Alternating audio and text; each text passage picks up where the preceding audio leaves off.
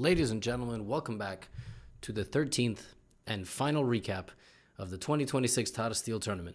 I've been saying it since the recaps have started this year. This is known as the Wimbledon of chess. And every single year, 14 of some of the strongest and most interesting players in the world compete at this tournament. Sometimes it's Magnus Carlsen, Fabiano Caruana, Hikaru Nakamura, and many other top 3 players. This year, it's a bunch of teenagers and 20-year-olds. Half of the candidates are playing in this tournament. And today we will crown a champion, and then I will give you a debrief of the Challengers section. The winner of the Challengers will play in the next year's Masters tournament in 2027, and I will talk about all the ratings. A lot of stuff happened at this tournament, and it could shape chess for the remainder of this year, and maybe even the World Championship cycle, which will conclude in October, in about 10 months. So without further ado, we will jump into this recap. I realized I never changed the caption, but I'm a little bit too lazy. So we're going to do it live. Round 13 recap. Champ. There we go. Look at that. Live edit. I don't really feel like it's cold here in New York. My brain's working a little bit slower. So there you go. We got a champ. And we're going to kick things off with this game between Arjun Erigaisi and Nodirbek Abdusattorov. This is really fascinating because if you just look at the ratings, the player with the white pieces is rated 20-something points higher than his opponent and has been ranked as high as number 3 in the world. Just about 6 to 8 months ago, something like that. However, these are their official ratings for the month of January, and as the tournament is progressing, one of them is up 20 points and one of them is down 20 points, and it is a tale of 2 tournaments. Now, in this game, Nodirbek has a half-point lead over the rest of the field. If Nodirbek wins this game, he is the Tata Steel champion. He goes e4, e5, knight f3, knight c6. We have an Italian. Everything is pretty normal, except literally on the 4th move, because Arjun Erigaisi plays the Evans Gambit. Now, this gambit was extremely popular in the 20th century, even before that, when people didn't have tons of access to Stockfish, Leela, neural networks.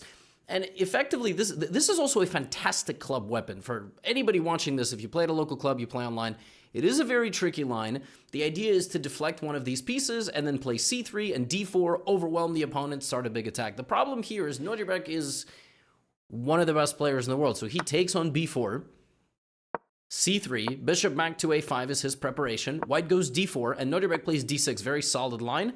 The idea of d6 is not just to bolster the center, it's also to bring out the light-scored bishop. It's also to play queen d7 and maybe not bring out the light-scored bishop, but to defend f7 in this interesting way.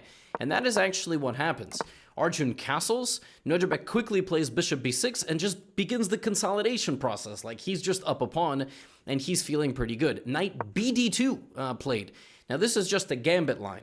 This is inviting the move knight to a5, but also pawn takes d4, and black would simply go up 2 pawns. But it's a little bit too dangerous to take, so Nodirbek grabs the bishop, because without the bishop, he will have significantly less headaches. Then he plays queen c6, baiting Arjun into taking this, and Nodirbek just basically doesn't want to lose this game. He's completely fine drawing this game, because then he would tie for first, and he would anticipate the other results. Now, d takes e5 on the board, d takes, knight takes. And after the opening, you really could say in this position, Arjun got exactly what he wanted.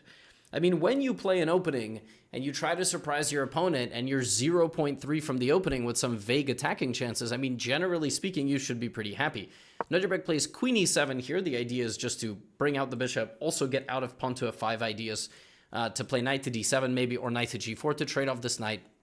And now this move a4. A4 just simply threatens bishop a3 and also enables the rook to move, otherwise the pawn would have been hanging. And now knight d7, and here Arjun needs to trade the knight. If he retreats with the knight to keep the knight as a potential attacking piece, black will simply plant this knight on c5, and then from there it will never be removed. So really, knight takes d7 is the way to go. The problem with knight takes d7 is you're not going to checkmate anybody. Nodirbek is going to take with the bishop and then probably play f5 and c5 and sort of lock up the position. But over the next few moves, you know, Arjun tries to maintain the tension. He tries to keep this ideas to attack in the position, whereas Nodirbek is just constantly threatening the knight trade. Arjun grabs the pawn on f5, and that opens up the floodgates to counterplay. Now the f-pawn for white is feeling pretty delicate, and he takes this, And white is left with 3 isolated pawns. You never see A, C, and E split up like that unless you're taking the blue line in New York City subway. Like, A, C, E, like this is strange because in the long run, all those pawns are simply going to be weak. Arjun is not going to be attacking as much as he thinks he is. And finally, the knights do get traded. So there was 3 times now the knights could be traded, but they have been traded in the worst possible way. And Nordjubek is just better. Has a better position. Arjun has to defend this with some 34 minutes less on the clock. Nordjubek, though, is playing quickly. He's playing effectively. He is dominating the position. His pieces are zipping around the board, creating constant problems. And before you know it, not only is Nordjubek not going to win this endgame, he's not going to, like, take on c4. White's position completely falls apart because he has the bishop threatened. He has this threatened. And after something like queen c5, you will win this pawn, and then you will win this pawn, and you will just be losing. I mean, it's just every single pawn is going to collapse a lot faster than you think. Arjun tries his best to defend the position, but it's actually the white king that is insanely weak.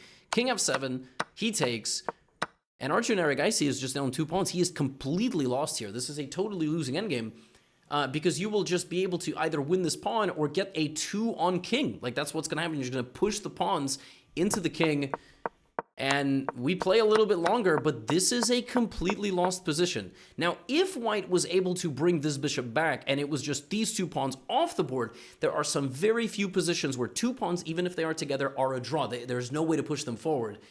But this is not that. This is a totally different situation. And Nordjubek is just going to play king b5 and c4, slowly push the king back. And even though this bishop can be sacrificed for both of these pawns, that would leave 2 remaining pawns on the board. Nordjubek Abdusattorov defeats Arjun Erigaisi in a smooth game and wins the tournament. And we will debrief this, but Arjun Erigaisi in this tournament lost 29.9 rating points, 30 rating points shaved off of the 2775 ELO, which is crazy. That is such a massive amount of points. It just shows you. And Arjun lost 3 out of his last 4 games and lost 4 out of his last 7.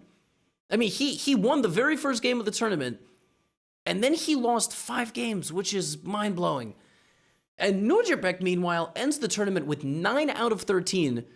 He lost the game, but he won 1, 2, 3, 4, 5, 6. He went +5, which means 5 more wins than losses. 6 wins out of 13 games is incredible. This dude is not in the candidates, by the way.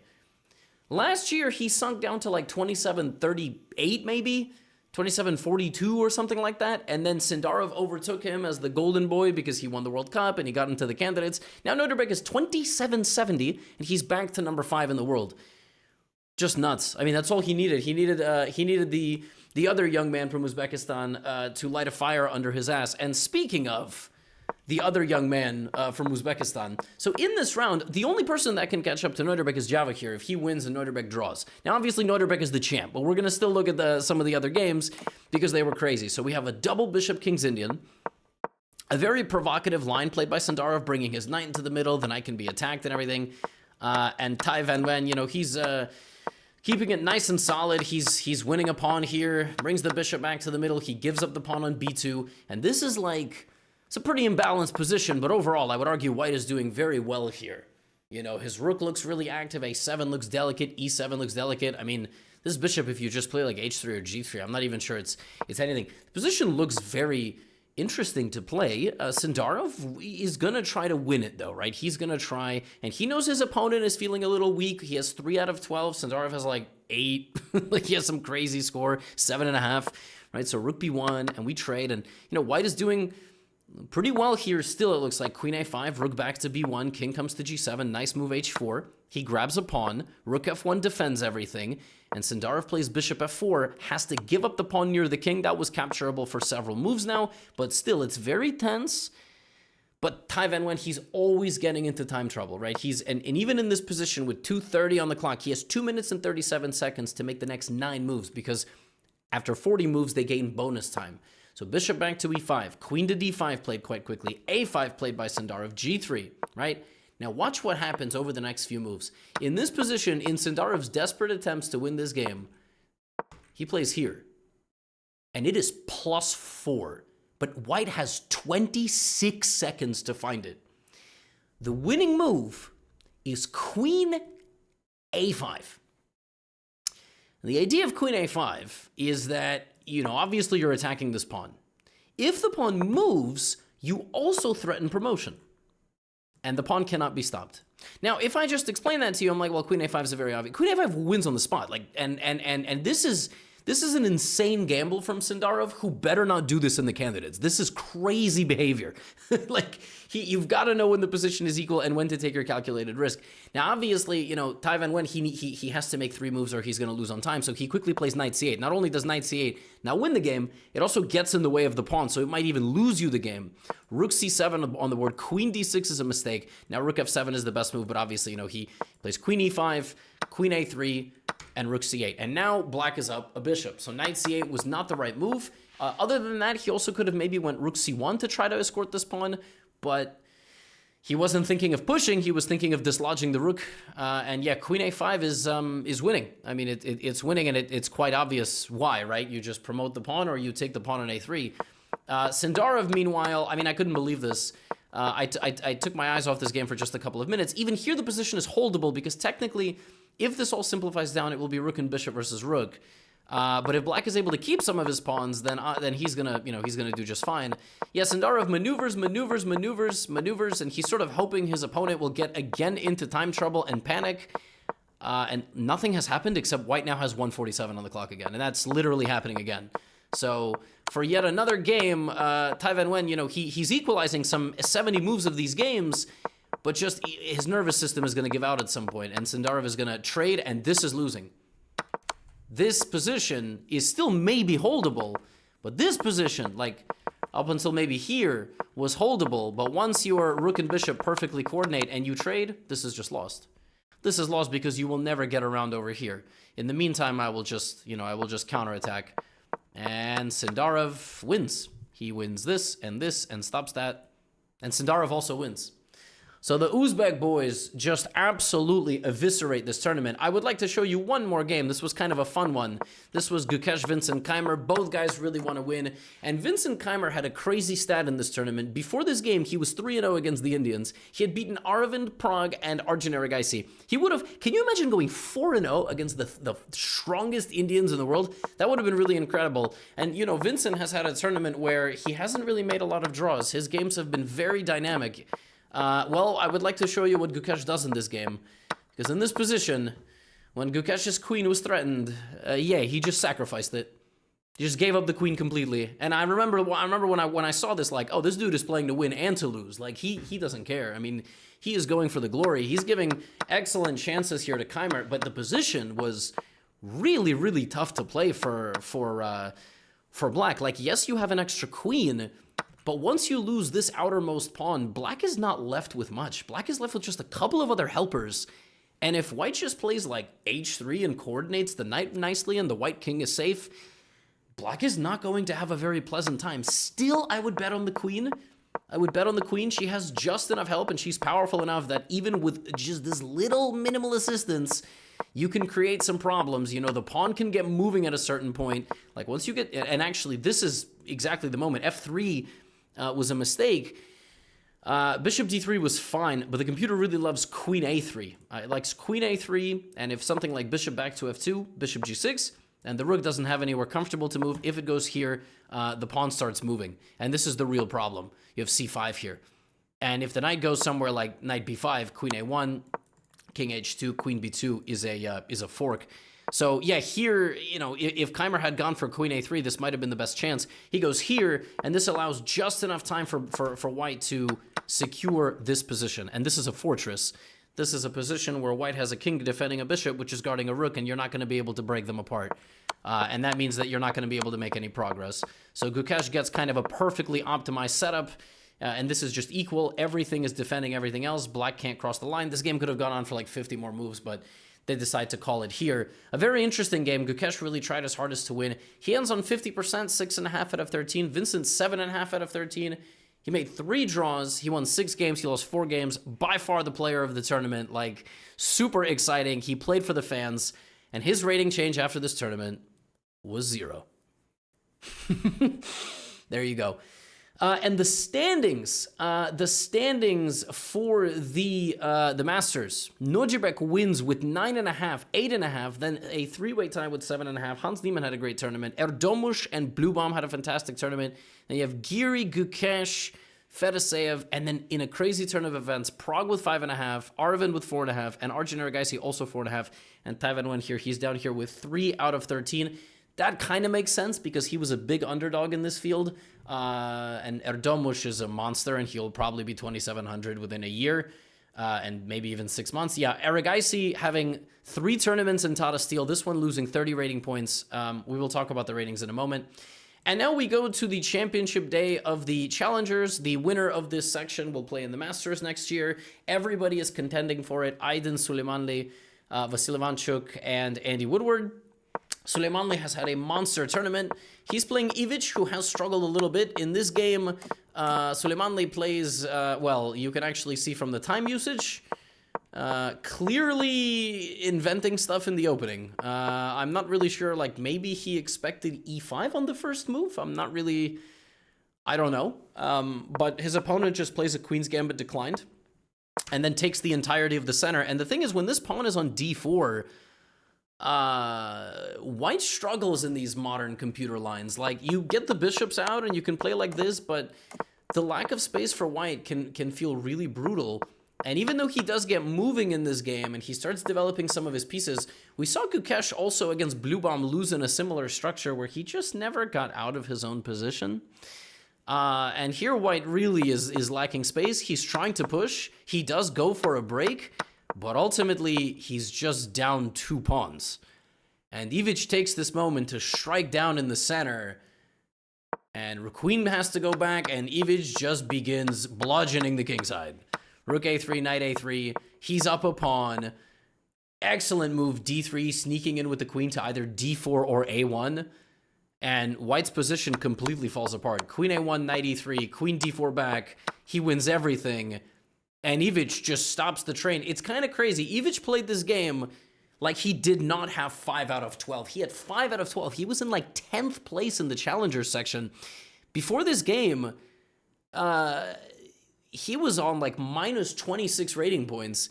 And Aydin decided that he would play his worst game of the tournament by far in the final game, which really sucks because he actually was very close to winning the tournament. And yeah, that sometimes happens. I mean, sometimes you don't even get out of the opening, and that's really tough. You never know. You could have just played a bad game. You also could be, players could be sick. It's like a 3-week tournament. You really don't know. One person starts coughing. That's sort of the end of it. Really tough final game for him. Now, Yufa Ivanchuk, like going into this game, I did figure Ivanchuk was a favorite. I mean, Yufa is a very strong player. He was like 2640. Ivanchuk is one of the best players of the last 30 years. And I trust a young player to beat Ivanchuk more than I trust a player who's around 30. And I will tell you why. Young players have no respect. They are full of arrogance. They are full of like positivity and energy, and there's no intimidation factor there for a lot of these young players at 26-30. So when I saw this, I was like, okay, I think Ivanchuk's going to win, which is going to put a lot of pressure on the other young players. So he just plays a Queen's Gambit decline. He just plays a normal game. And it's kind of up to white. Like, how much risk is white going to take? And in this game, you know, Ivanchuk just played super solid line. D5 was played by Yufa. We have this trade, and now pawn takes, and knight d7. I mean, black just playing chess. White plays castles, black also castles, e4, and now black has a choice. Like, where is he going to move? He ends up going to b6, targeting the bishop, and Yufa gives away the bishop because he wants to trade either the queens or with the pawn like this. And his idea is simply, like, in the long run, this will be very nice. Maybe you reposition the knight to c4, etc. Queen d6. Okay, we're not going to reposition the knight to c4. Maybe we'll reposition it over here. Maybe we'll put it on e5, right? Just bishop d7. Nice and tense position. Perfect. Queen b3. And Ivanchuk goes b5. Nice move, creating a little bit of counterplay, breaking the queen side a little bit. If cb5, you'll play like rook b8 and put pressure. So we have knight e5. And b4.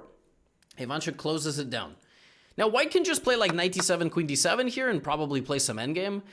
Instead of that, he plays queen g3, and Ivanchuk begins advancing the rest of the pawns. He's like, you know what? I feel like in the long run, I can create some problems for white on that queen side, and maybe he will start seeing some ghosts. Rook e1. Ivanchuk plays bishop f5. Okay. Now there are like really big questions, because the less pieces you trade, the more black is going to have the problems, posing problems for white. f4 apparently wrong, But I don't really know what you even do at this point, because bishop c2 is coming and the pawn is going to b3. I mean, it looks like Ivanchuk is just playing a very simple game here. Just b3 on the board, and black is just much better. So now white takes. At some point, you might even have to sack the rook, and that's exactly what he does. So Yufa decides, I'm going to sack my rook and play defense like this. Ivanchuk, meanwhile, is just playing a masterpiece of a game. f6, rook into e4. His time is good. He's not getting into deep time trouble. Well, now he has like 10 minutes remaining. Rook a3 is a crazy move. Now, rook a3 is not the best move. Maybe it would have been better to trade and play rook e8, something like this. But he goes rook a3. Cool move, hits the queen, and then if you take it, I would play rook takes rook. Queen h4 is a mistake, though. You actually have to take, and then move this king to h2. That is the only way to maybe hold the balance. This is the final mistake, because there's this move queen e8. And the problem is that white's knight is just very difficult to protect.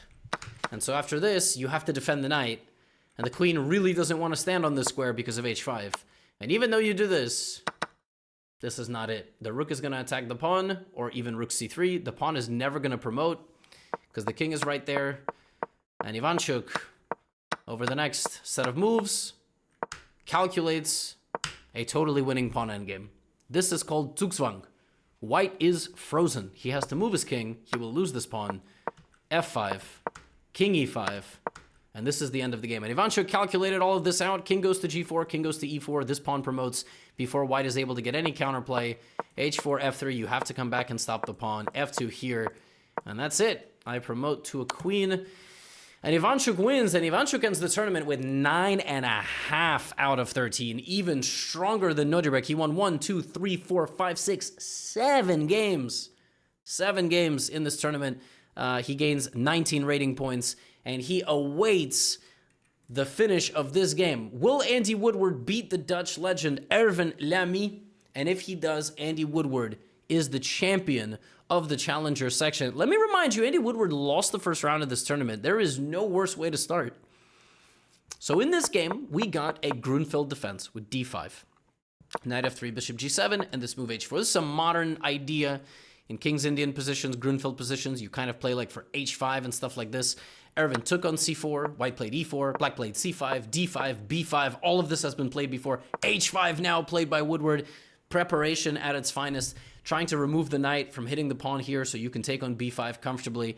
Black plays like that. Now white takes on b5. We have queen a5, and somehow taking here is not a good move, because after the trade, white goes bishop d2. The queen is defending the rook and then has a huge initiative. So black does this.